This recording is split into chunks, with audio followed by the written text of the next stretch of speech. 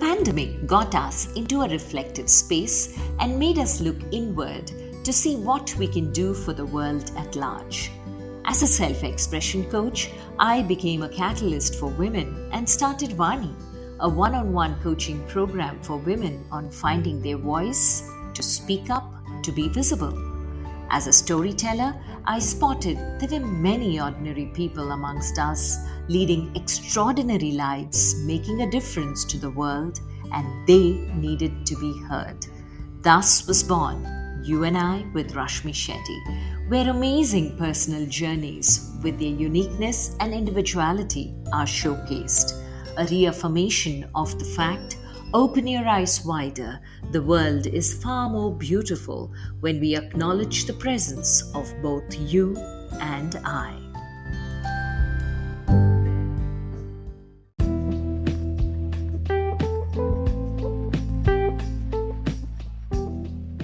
It is the Karnataka Rajyothsava week, and we have a special guest today on You and I with Rashmi Shetty, Professor M.K.Sridhar, a PhD from the University of Mysore.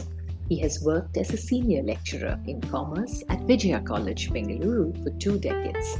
Subsequently, he joined Bangalore University as reader at the Canara Bank School of Management Studies, where he went on to become professor, director, and dean. He has successfully guided MPhil and PhD scholars and published 30 papers and completed 11 research projects funded by the government and professional bodies. He served as member secretary of Karnataka Knowledge Commission and Karnataka State Innovation Council of the Government of Karnataka. He is a trainer for various organizations and is also a social activist for social and national causes. His life sketch was published and profiled by many publications and media houses. He was conferred with the Karnataka Rajyothsava Award by the Government of Karnataka, the Kempegowda Award by the Brihat Bengaluru Mahanagar Palike, and the General President Gold Medal by the Indian Science Congress Association. He was nominated as a member of Central Advisory Board of Education, the CABE, All India Board of Management Studies, AICTE, Executive Council of Central University of Gujarat, Vice President of the Indian Red Cross Society, Karnataka.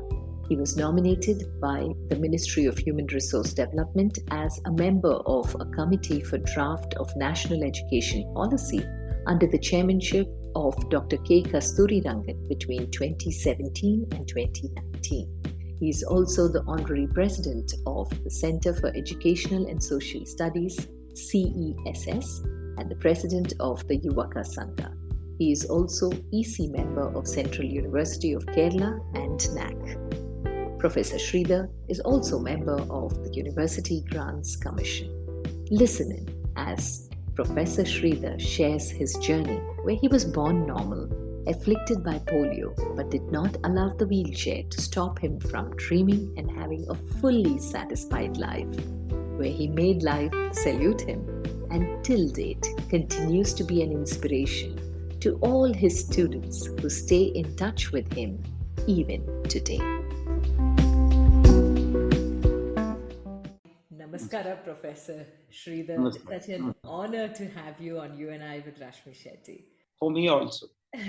It's been a decade since we met, and you are somebody who, when I saw for the very first time in the radio station, somebody who touched me plainly by your simplicity. So I want to know what little Sridhar was like to the Professor M.K. Sridhar that the world knows you as today. So can you take us through your journey? See, I also remember only couple of photographs that I have as little Sridhar, where I'm able to stand and all that. And that is the little Sridhar in my mind. Then I think now there are any number of things that have happened. And it is nearly 65 years of journey down the line. Since that photograph I'm talking. When the photograph was there, I was normal, I was beaming like anybody else. Then I was around 4. More than 65 years have gone now. I don't think that, but I am the same old little Sridhar. and beaming Sridhar. Not necessarily in terms of the physical beaming, internally I'm talking. Only difference I see is the size of the person. Somebody was standing at that time. Somebody is not standing at this tower. Somebody had no such prefixes, suffixes, etc. Somebody who people add prefix, suffix now. But I personally feel the same old little Sridhar is now. After 65 years, you cannot be like that only. You become something. That's how I reflect on that particular entire.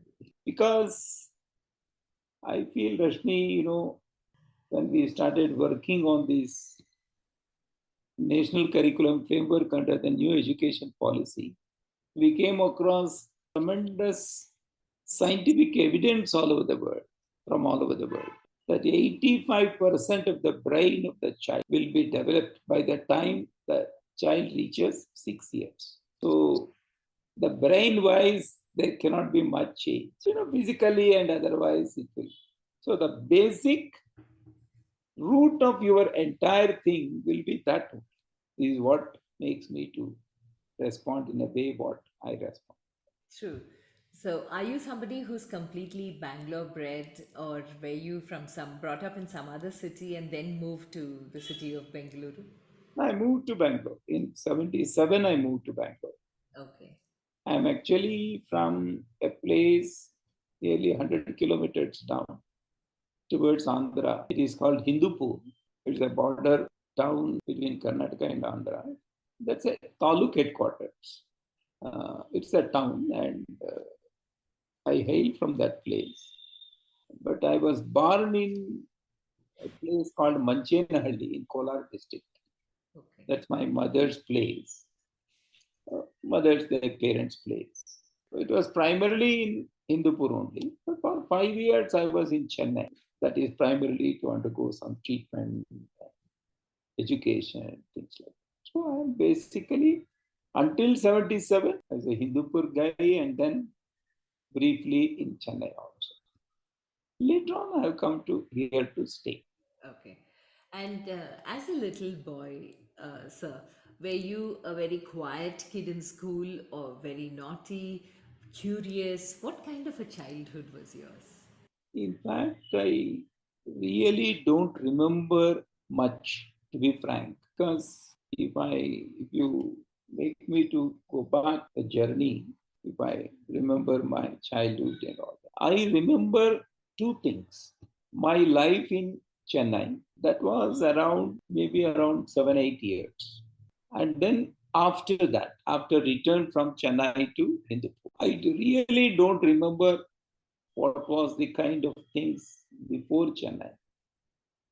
Except that, my parents and others used to tell me that, the way we used to treat you and all that. But I really don't remember.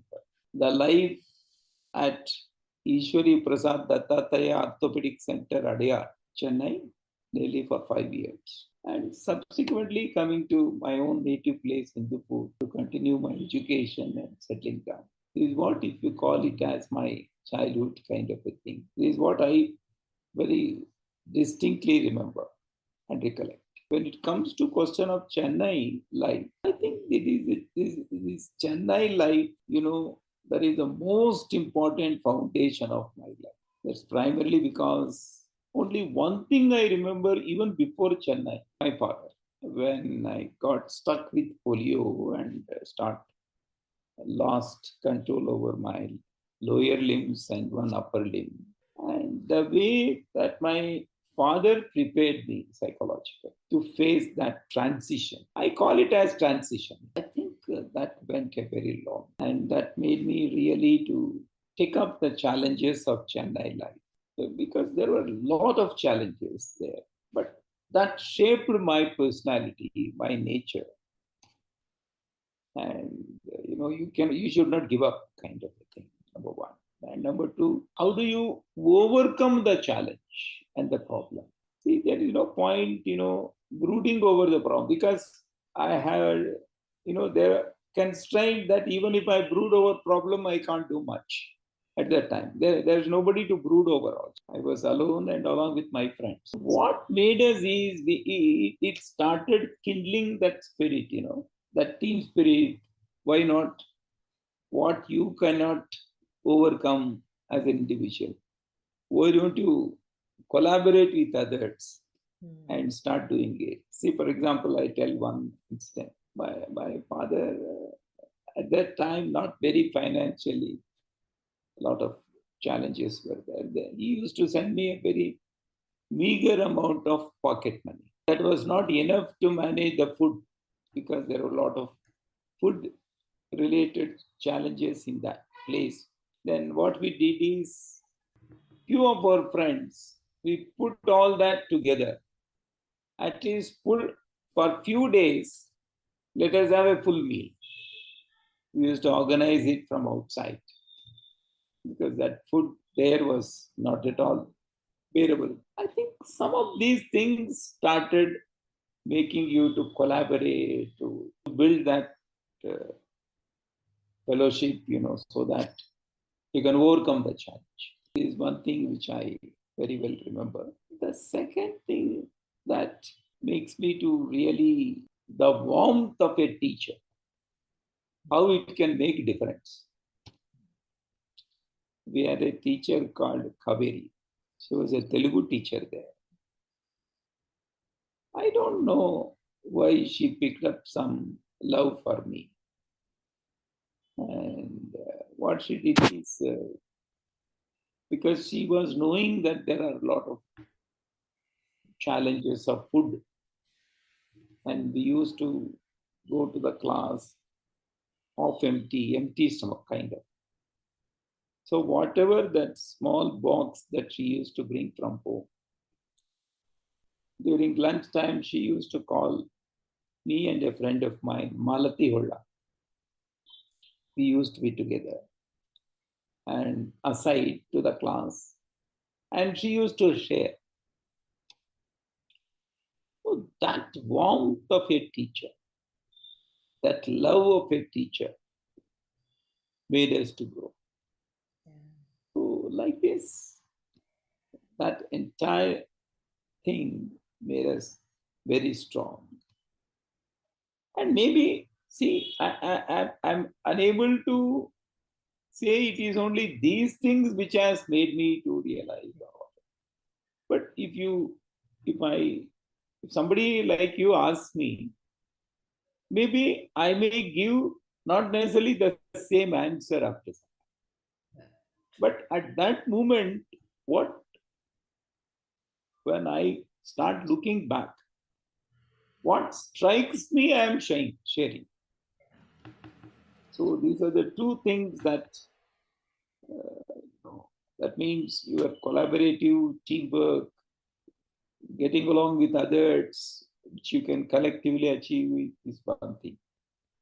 And your love, affection to people, that's the greatest thing that anybody, that has really taken me forward. Yeah, that's so powerful because I'm sure somewhere that has shaped you to become who you are Awesome. today. Big, in a very, very big way, in which you talk to your students and connect to your students also in your journey.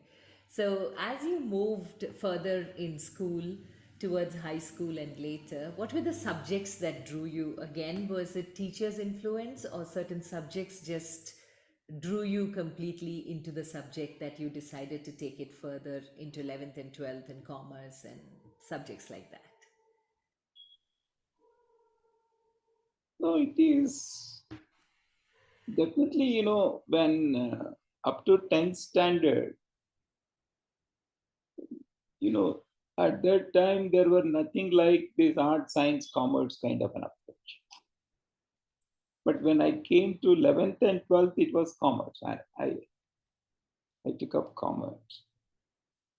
There is nothing like a love of a subject because I don't know the subject. Maybe, possibly, this is what I very vaguely remember. Maybe my family being a business family, they must have told me, science and all, it may be difficult for you to do laboratory work and things like that. And there was no arts in that college. Maybe because of that, I took up commerce. I don't know, but it is definitely not any love and teacher.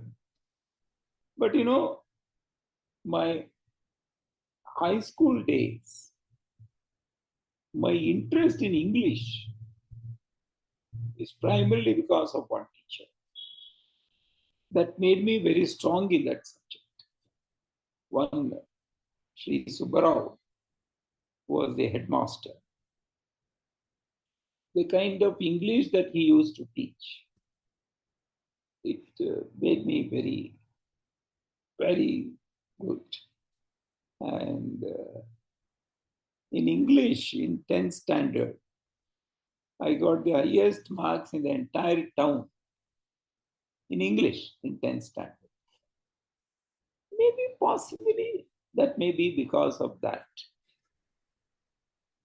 But I used to write poems, participate in debates, and used to participate in all kinds of, what I can say, election, football matches,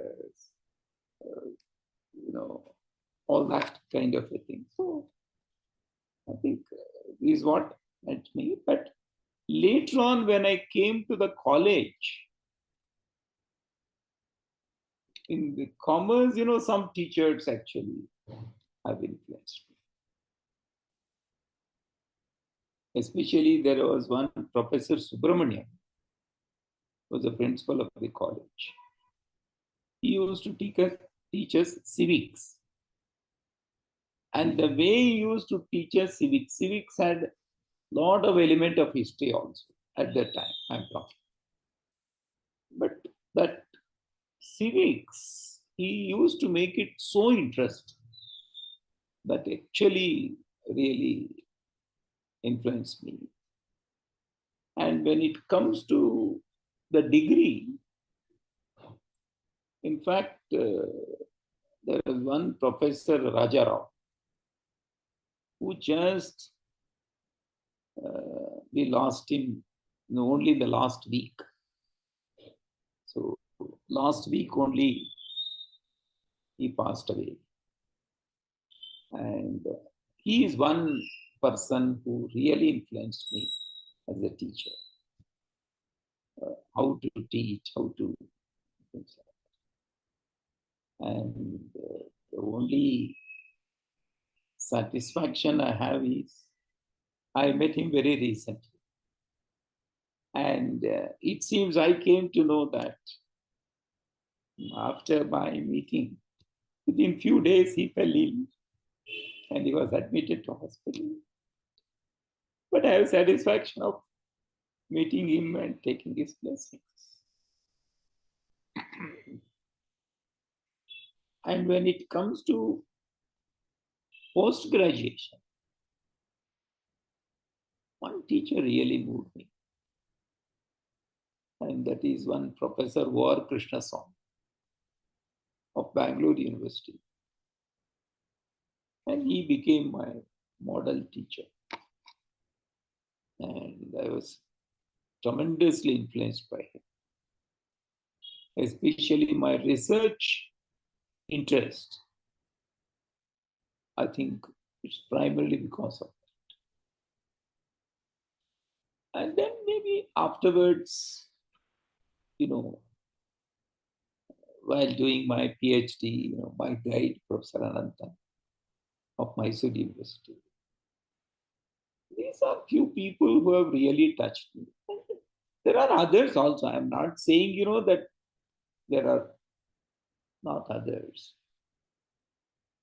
But these are primarily the teachers who have really made me. And especially, it is not necessarily because of the subjects that they made. It's not necessarily because of any teacher I took any subject. But I took that subject for various reasons possible. But when I started doing it, these are the people who really had tremendous impact on. And even today, see, my own some students who have become teachers, I consider them as my teachers. Mm-hmm. They're so good and they're so wonderful as teachers. So a teacher influencing you is not necessarily whenever a student. Yeah. Even after you become something in life and complete your studies also, you come across some people who are your teachers. For example, for me, the greatest teacher of my life is my father, Krishnamurti, and my mother and family and all that. And later on in my life, possibly when it became, various phases, there are many more people who have taken over. Even my students are teachers and my colleagues are teachers. And who knows, people like you also will be my teacher. In a different way. I'm talking in a completely different way. So teacher is one who inspires you, who gives you direction, who answers your questions, and who questions your answers rather.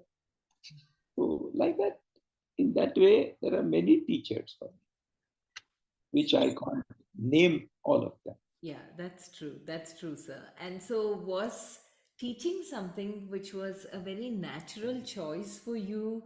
That when did you decide to become a teacher, or was it that post graduation, then your research and all of it just very naturally progressed you into becoming a teacher? What drew you into that profession per se, as you were studying and moving forward? There are many other choices in commerce.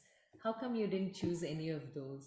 See, let me tell you, all through ours is a business fact. And my elder brother is a chartered accountant. Looking at my own kind of a situation, my parents wanted me to do chartered accounting so that anyhow your brother will have an office. You can also join him and do it.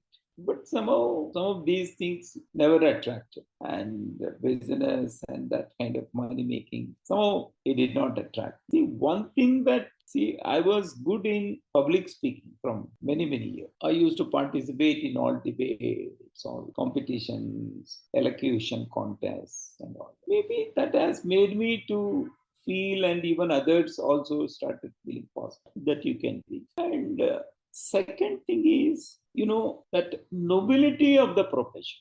I started feeling, that whatever else that you do, you'll be doing it for money, for earning.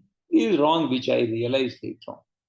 But at that time, I'm talking. Even for example, chartered accountancy, and the option came to me, my father, when he said, then I started saying, this is a profession which helps people to evade tax. I don't want. It's out of ignorance. It is not, chartered accountancy is not evading tax, but you are not knowing all that. So only one thing that appealed to me right through is the teaching. Second thing, possibly my own social orientation, social work, involvement in various organizations, the kind of student activism that I used to pursue and the organizations with which I was associated with. I really wanted to pursue that activity, that mission. And I felt becoming a teacher is a very natural way of, involving yourself in that mission. And later on, no going back on it. But one thing I can say, after becoming teacher, in fact, in 2016, I very well remember the day I was in Delhi, in Karnataka, in some context. I was just laying down. I was just trying to recollect, within few months, I was going to retire. When I looked back, what are the phases I went undergone as a teacher? So I realized, that teaching the student was the only thing of a teacher. That's what I used to feel. But later on, I realized, it is not necessarily teaching. There are any number of other dimensions. And even today, when people come and, pay respects, I don't know whether they remember the teaching, whether they remember the classes, whether they remember the people. I don't know what makes them, but not necessarily teaching. Even today, when I go to Lalbagh on Sundays, many of old alumni and other students they meet, the way they pay their respects. And sometimes their children come and they pay. I don't know, you tell me what makes them to do that. It is not necessarily the subject. So treating a teacher within the four walls of a subject and a classroom is a very, very narrow understanding of the concept of a teacher, is what I feel. Maybe a lengthy answer to a short question. No, but the beauty of the profession is when you're passionate about it, it's not about what am I giving, it's about what all can I give in order to make sure that this topic, this subject, or this moment with the student is memorable for both. And I feel that's what makes that profession such a noble profession. That there are some teachers, like when you were talking about your childhood, I'm sure there were many teachers, but then there are some teachers you very distinctly recalled with name because they did something extra special which stayed with you. And I'm sure that's what you're doing as a teacher also. But do you remember any specific student who challenged you or who taught you a life lesson, Professor Sridhar, or any particular student who's left a deep impact on you that you still recall that moment when it was an aha for you or oh my God moment for you?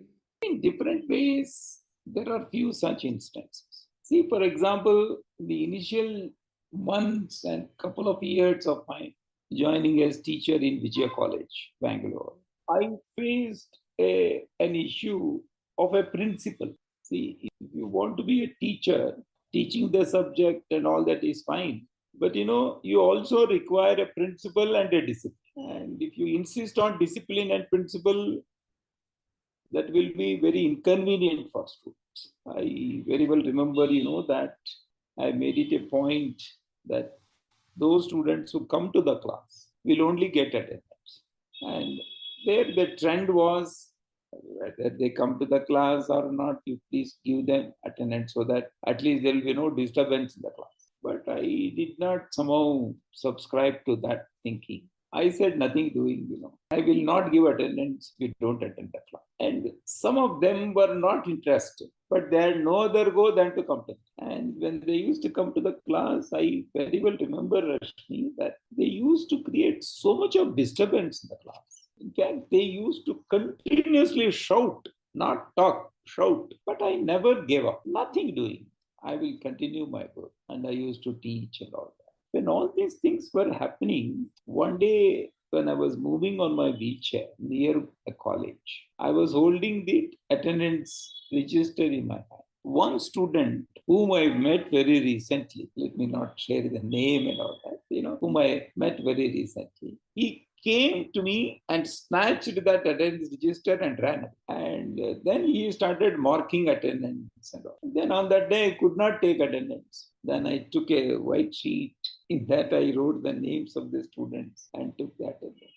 This gave me a feeling, that if you are not having conviction on what you are doing, you can always be intimidated. But later on, there was very great, all of them, they realized and they came out. This is one very specific incident that I remember. And another incident that I remember is in some batch, I found one student not properly behaving. And I called that person and slightly took him to task and all that. You may not believe the next day in the toilet where all of us go, there was a slogan written, down, down MKS. MKS means M.K.Sridhar. That is the shortcut that students use. Down, down MKS. But I understood. But I never treated that boy with any difference. I treated the boy in the same way. Then after a few days, he came back to me. He came and met me and said, apologized. I'm very sorry, sir.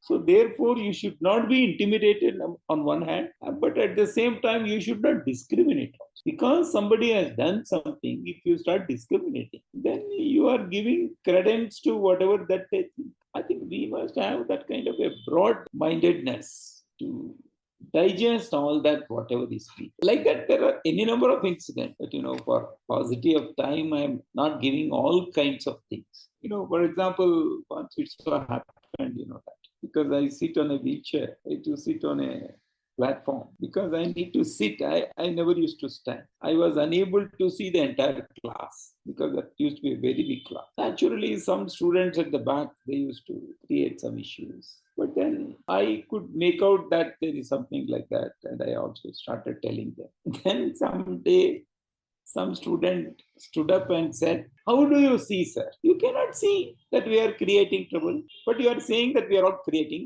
disturbance." Then I remember that I replied to that boy, "I am like a satellite, Baba. I go up and from there I see what's happening." So like that, very interesting things, the way they used to respond. And only one thing, Rashmi, I feel you must have intense love for. That is the only thing. And you should never discriminate anybody. You should not have any partiality on anything. You must have that genuine love, whatever may be the kind of person. I think that is the only thing that I personally feel. Whoever it is, even somebody who has done harm to you also. In fact, this boy who snatched that attendance register, I met him and he is a very senior officer in Reserve Bank of India. And I told him, "Hey, do you remember that?" He said, "Yes, sir, I remember." But I recollected that incident with lot of fun. I never considered it as a negative kind of thing. He had brought his son also. I told his son, "Hey, your father is a dynamic guy." And even when we went to university also, I think university is a little different ballgame because you will be handling postgraduate students. The slightly dynamics are a little different. The things that I remember, recollect as a teacher is more at the graduate and PUC level than postgraduate. No doubt I might have grown, but the impressionable thing is that graduate And the students are also, I think, tasting life at that time, testing different grounds and waters with teachers. So yes. that's a very beautiful phase to be an influencer as well, sir. So, post your teaching stint in the university, how did your career progress and what all did you do since? It's very natural, that nobody can be in anything for all the time. Yeah. One relief that I got is I'm a very free bird from 2016 September onwards. I'm a free bird. But one thing that made me to think very seriously, all of us are pensioners. Right? We get monthly pension and even family, suppose there is a family pension. I realized one very important thing, Rashmi. Even after your retirement as a teacher, you are paid pension. What is the reason? I think how do we really honor that? So I personally felt, even after retiring, you may not be in an organization, but you'll have to be in education. And whatever is possible, you must try to see that education improves the quality and various dimensions. Whoever invites, you can always go. It is not for any remuneration and you don't expect it. So whenever all these activities that are going on in the field of education, the policy making, and subsequently and all that, I owe that to that feeling of pension that I'm getting. Today I got my pension. For what? So I need to reflect at the end of the month if I get pension. As a teacher, as an employee, whatever. Have I done enough or sufficient work for the sake of education during that month? If I have not done it, then I don't deserve the pension. I'm not getting pension for the service that I have done for the university or college or whatever. It is for me to continue to do my work. So it is a salary for doing that kind of a spirit. So therefore, I personally involved myself in more and more activities in education. One is, see, 2017 onwards, 2016 September, I demitted, rather superannuated. 2017 onwards, I started associating with a society which is for education. And later on, 2017 June onwards, then I got an opportunity to work in this National Education Policy Committee. So that is happening even today also. So something or other for school education, higher education, all that is happening at Karnataka state level and all India level. So that is happening in a continuous way. And in the process of doing all this, now we have reached a stage that we are able to, me and a few like-minded people together, now we have promoted a university, a private university in Bangalore called Jnana University, which is going to be inaugurated on 19th of November. So that's how my work in the education policy related, and then the building of this university. These are the two things that I have taken up right now in my life. And I now don't want to get into too much of programs, speeches, public speeches, nothing of that. In a very focused manner and do this. So this is what is now my job is. Very powerful. It's amazing how from the profession of teaching you move into becoming part of a university. And in this journey, sir, are there any absolutely unforgettable moments that make you really happy that you chose what you did or you were chosen to do what you did? Some moments where you look back, reflect, and you're so happy that you ended up being who you are today. See, one thing I can say, whatever that I have done, at no point of time subsequently, I had any regret. So be clear. I was clear in what is that I need to a great extent, and then started doing it with complete, devotion, that single-mindedness. A small thing, big thing, or major. And at the end of it, you will only feel happy. You will never feel unhappy. Even if unhappy incidents happen in the course. But at the end of the day, when you recollect, when you reflect, he's only happy. So therefore, Rashmi, what I feel is that till now, I have not looked back. And I am a kind of a person who do not remember too much of the past. If you ask me what happened when and all, I don't very well remember because I believe in the present and work towards future. What is that I need to do today so that we can do better? See, in my childhood, it was like this, so I have no regrets. I'm extremely happy. I'm what I can say, top of the world at every moment of life.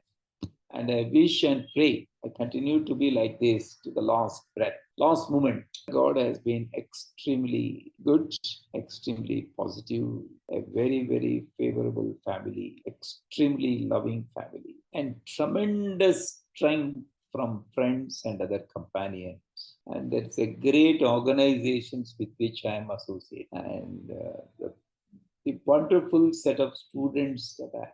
And also one family who completely takes care of me, Mr. Narasimha and his family. And I feel, what is that I don't have? Man? I have everything in my life. Am I right? What else is like? If somebody says that you do not have a lower limb, you do not have upper limb. क्या है ये upper limb वो lower limb रहने से क्या है?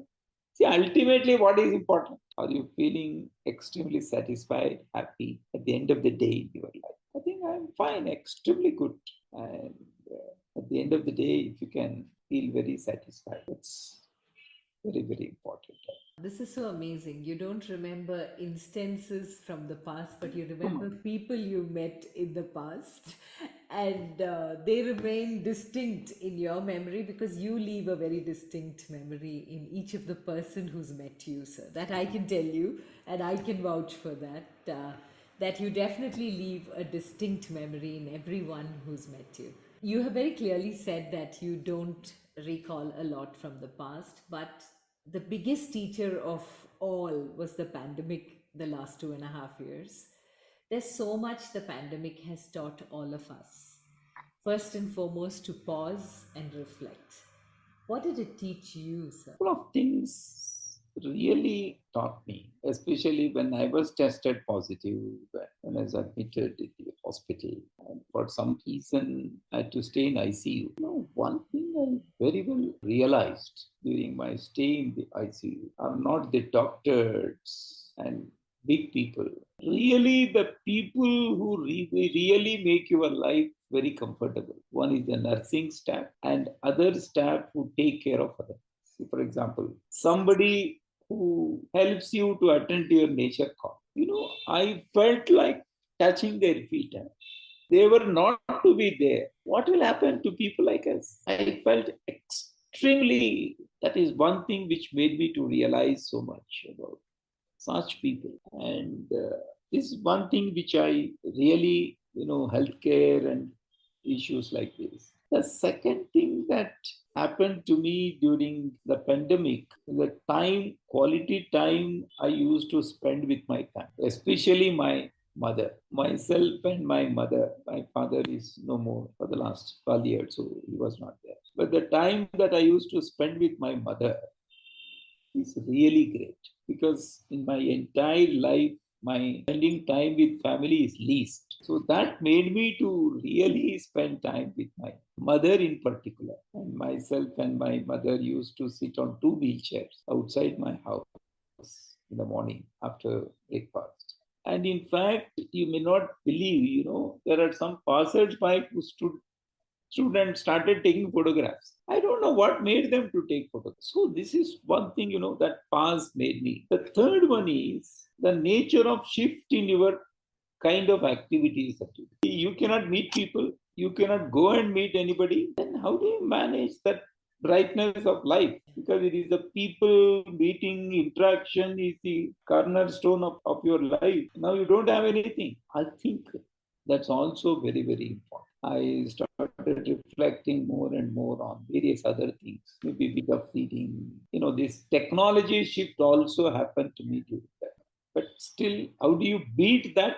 You beat that through a different means of using technology. But one thing I can say, that this pandemic, even on the fear and all that is one thing. But, definitely this has given us a pass. And it has questioned what all that you used to do. That big question in many respects, not necessarily in terms of anything, it questioned various things that you used to do. It's an extremely important thing in one's life. And the way weeks and weeks together, you'll have to only confine yourself. And you never used to meet anybody. First time in your life, you'll have to say, I'm sorry, I'm unable to meet you. But you had to do that. The way you used to wear masks and then the other things that you used to use. All this is entirely changed your lifestyle. Now, if you are asking this question to me, I don't know how did I spend that 2 years. In a way, I don't even recollect, the exact details, which is my nature. But definitely, it was a pass. It was something reflected you, and it made you to change the codes. It made you to change the various things in your life. But the only thing that I personally feel is, in order to make you to undergo all this, do you need a pandemic of that kind? Yeah. Why, as a human being, why can't I realize, change my course, take a pass? Why can't I do it? Why should I expect a pandemic to do that? And in the process, lot of suffering. And even it built a tremendous empathy. Yeah. Rashmi, the kind of people, they suffered so much in all respects. It has really made us, in various respects. It definitely made us value life, value relationships, and value people because we realized moments are important and that's what life is made up of. Yes, yes. So beautiful teacher the pandemic was. But like you said, sir, sometimes you sit and wonder, do you need a pandemic to tell you all this? These are some Okay. basic. Why you are not wise enough to realize that. Yeah, realize it. Yes, The yes, nature, I think maybe the God willing, the nature willing. yes. Hey, these chaps will not learn lessons until I strike them. Yeah. So she gave us a long rope, and then the teacher became strict. And talking about life lessons, you've had such a full life, meaningful life, and an inspirational one. So, are there three life lessons that you'd like to leave us with as we reach the end of the conversation? Three life lessons that you think you have taken from life. One very important, whether you call it as a lesson or whatever, you should not too much live in the past. In fact, many people ask me, how old are you? Then many a times say, why do you bother about my age? I think I'm fine.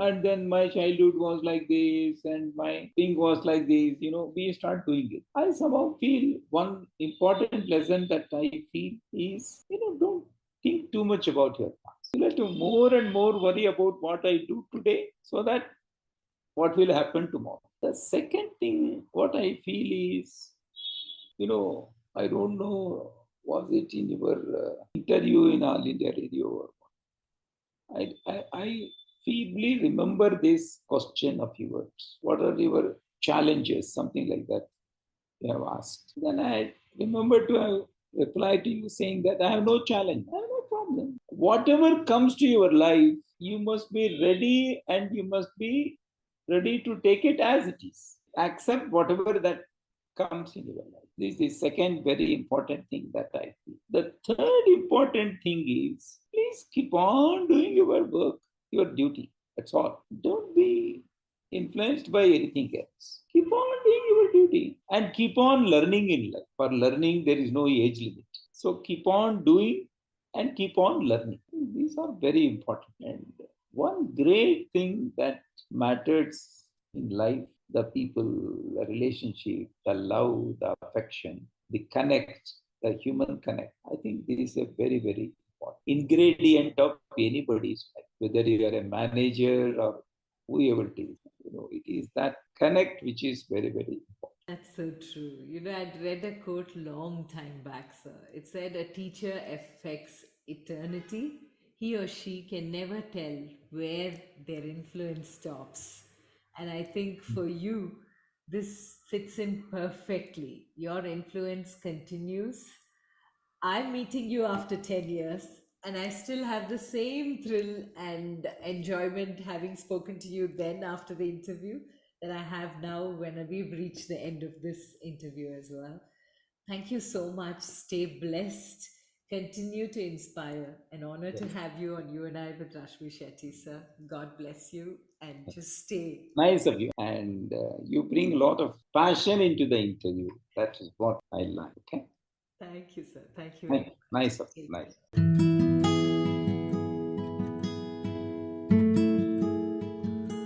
With that, we come to the end of this weekly quest of You and I with Rashmi Shetty. Do let us know if you know people who make the world beautiful. Write in to rashmi.thethirdeye@gmail.com. That is rashmi.thhirdeye@gmail.com. Come, let's explore this amazing world together, both you and I.